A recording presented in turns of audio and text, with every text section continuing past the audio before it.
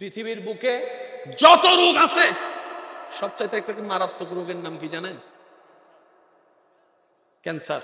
কি ক্যান্সারের চাইতে বড় মারাত্মক রোগের নাম হচ্ছে ডিপ্রেশন। জোরে জোরে জোরে জোরে জোরে। ক্যান্সার সবার হয় না, ডায়াবেটিস সবার হয় না, স্ট্রোক সবার হয় না, কিন্তু ডিপ্রেশন। কথা বলেন না, কথা বলেন, কথা বলেন। যে ছেলেটাকে দেখতেছেন ওই যে ছেঁকা খাইছে, কথা কয় না, কথা কয় না, আরো জোরে কর না, ঠিক কিনা? ওই যে ছেঁকা খাইয়া পাখা হয়ে গেছে, গা ল্যাং খাইয়া পড়ে গেছে, বাস চলে গেছে গাজার তলে। ওই যে তার মাথায় ঢুকাই দিছিল 2 টান দিলে টেনশন কমে যাইব, ওই 2 টানে এখন 10 প্যাকেট চলতেছে। এখানে যারা সিগারেট খায় কাউকে দোষ দিব না, মনে রাখবেন যারা সিগারেট খায় এই সিগারেট ধরাইছে কিন্তু বন্ধুয়ে, কাছের মানুষে কিন্তু ধরাইছিল।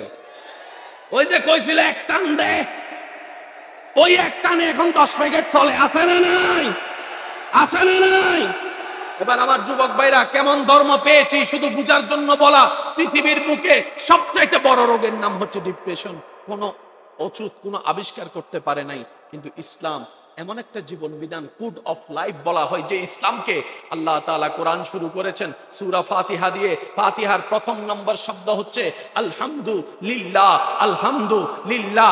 বিজ্ঞানীরা গবেষণা করে দেখলো, যার অন্তর যত বেশি শুকরিয়া আদায় করে তার অন্তর তত বেশি শান্ত থাকে। আল্লাহ তাআলা বলে, তোমাদেরকে ডিপ্রেশনের ওষুধ দিয়ে দিলাম, বেশি বেশি আমি রবের শুকরিয়া করো, তোমাদের টেনশন কমে যাবে। সুবহান। একদম সবাই মিলে একবার বলেন তো আলহামদুলিল্লাহ। আর একটু জোরে জোরে জোরে জোরে। এবার আমি বলবো, আপনারা আমার সাথে সাথে বলবেন, আল্লাহ তাআলা যেভাবে রাখে সেভাবে আলহামদুলিল্লাহ বলেন না। আল্লাহ তাআলা আমাদেরকে যেভাবে রাখে সেভাবে। আল্লাহ দিল, আল্লাহ না দিল, আল্লাহ দিল, আল্লাহ না দিল, আমাদের কোনো চাওয়া, আমাদের কোনো পাওয়া, আল্লাহ খুশি হয়ে দিল আলহামদুলিল্লাহ, না দিল আলহামদুলিল্লাহ। এবার মন ভরে একবার বলেন আলহামদুলিল্লাহ। এবার নিজের মনের দিকে দেখেন, কোনো টেনশন নেই আর। কথাটা কেন বলেছি? আপনারা অনেক ভাইয়েরা মনে করেন ইসলাম শুধু পরকালের ধর্ম।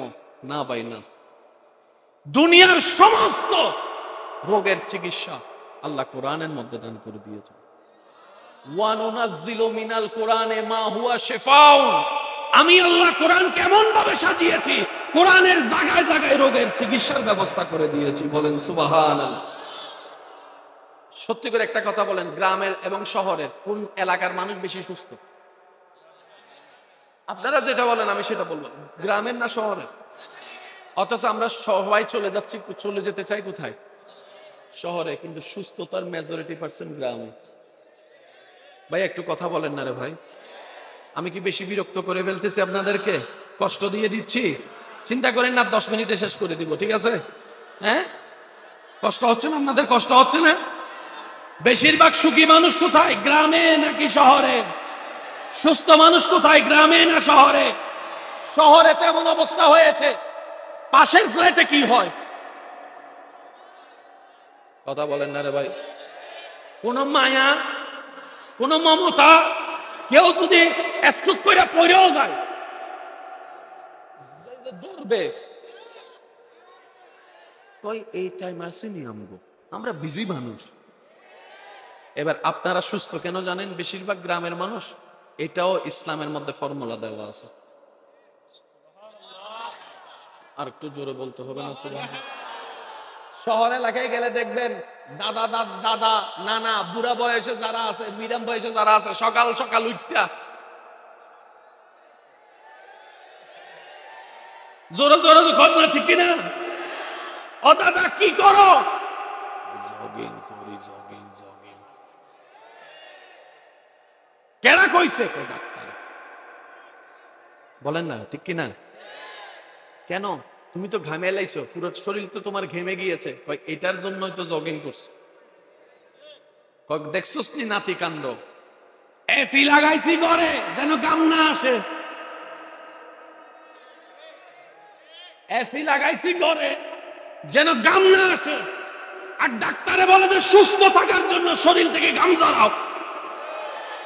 এবার দেখেন শহরের মানুষ আর গ্রামের মানুষের পার্থক্য। গ্রামের মানুষ এমন ভাবে কাজ করে শরীর থেকে জোরে জোরে জোরে জোরে শরীর থেকে কি জোরে গাম জোরে। শহরের মানুষগুলা গাম আসার আগেই অ্যাসিড বাতাসে এসে কথা কয় না, কথা কয় না, যার কারণে জগিং করে করে গাম বের করতে হয়। কথা বলেন ঠিক কিনা? এবার বলেন গ্রামের মানুষ তাড়াতাড়ি উঠে নাকি শহরের মানুষ? গ্রামের মানুষ না শহরের মানুষ? গ্রামের মানুষ। আপনারা জানেন সকাল বেলার বাতাসটা বড় চমৎকার হয়। সকাল বেলার বাতাসটা বড় চমৎকার হয়। মনে রাখবেন ভাইয়েরা, ব্রেনে যাদের প্রবলেম আছে সকালে ফজরের নামাজ পড়ে কিছুক্ষণ হাঁটাহাঁটি করবেন, আল্লাহ আপনার ব্রেনের মধ্যে আস্তে আস্তে সুস্থতা দান করে দিবেন। আর একটু সুবহানাল্লাহ জোরে বলবেন না? আমি শুধু বুঝাতে চাচ্ছি, ইসলাম কি শুধু পরকালের, নাকি ইসলামের ভিতরে দুনিয়ার নিয়ামত আছে? আছে না নাই? এই ইসলাম আমাদের দরকার আছে না নাই? ইসলামকে যত আপন করব, রব্বানা আতিনা ফিদ দুনিয়া হাসানাতাও ওয়া ফিল আখিরাতে হাসানাতাও ওয়া কিনা আযাবান নার। দুনিয়াও আমাদের জন্য কল্যাণ হবে, আখিরাতও আমাদের জন্য কল্যাণ হবে। চিৎকার দিয়ে বলেন সুবহানাল্লাহ। দ্বিতীয় নম্বর কথা, নামাজ পড়ার দরকার। ভাই জোরে বলেন না। যাদের যাওয়ার যাক, আমি কাউকে নিষেধ করি না, কারণ যারা বসেছেন ওনারা 9টা থেকে বসে আছে। কোমরেরও তো একটা বেতার বলে শব্দ আছে, ঠিক না? কষ্টও তো লাগতে পারে, ঘরের ইমার্জেন্সি কাজও তো থাকতে পারে, ঠিক না? তো যারা যাচ্ছেন ওনাদের জন্য দোয়া, আল্লাহ পাক ওনাদেরকে কবুল করুক, আমিন। এমনও রাত অনেক বেশি হয়ে গেছে, কথা বলেন ঠিক না? তো যাই হোক, এবার বলেন নামাজ পড়ার দরকার আছে না নাই? ভাইয়া এবার বলেন তো নামাজ কয় ওয়াক্ত? আজান কয়বার? নামাজ কয় ওয়াক্ত? পড়বেন 5, আমল নামায় যোগ হয়ে যাবে 50। এটা আপনারা সবাই জানেন, কিন্তু এখানে আল্লাহর হিকমতটা একটু বলার চেষ্টা করব। প্রত্যেকটা নামাজের জন্য এক একটা আজান। কয়টা আজান?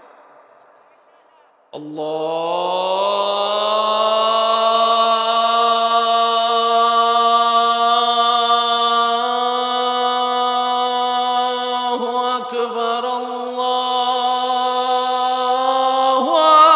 আকবার। আর একটু জোরে বলা যাবে? এই আজান সবাই আমরা জানি। আজকে বলছি, আপনারা মিলে দেখবেন, এই আজানে মোট 12টা লাইন।